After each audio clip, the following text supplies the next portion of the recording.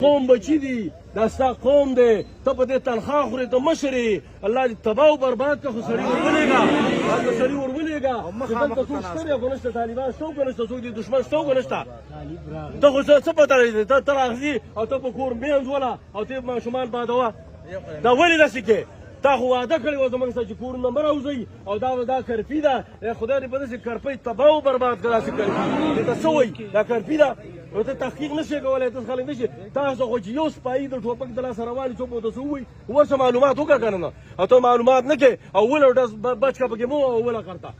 دا ظلم زموږ سره روان دی دا ظلم کېږي عزیزانو دا د یو نن د یو سره سبا د بل سره د خپل ځان تپوس کول پکار دي نور قومونو ما خو ټولې جنازې دلته راوړلې خو خبره دا وه موږ ګوره باران هم دی او دا د بارودو زخمیان دي نو دې وجې نه هغوی جنازې موږ هلته وکړلې واپس درې واړه جنازې لاړې او نور دغه شانې حالت دی په دې باندې ځان پوه کوي دا علما هم ولاړ دي په دې کې سیاسي مشران هم ولاړ دي دا به درته خبرې کوي او چې څنګه انشاءالله خبره کوله زموږ به ټولو په دې باندې لبیک انشاءالله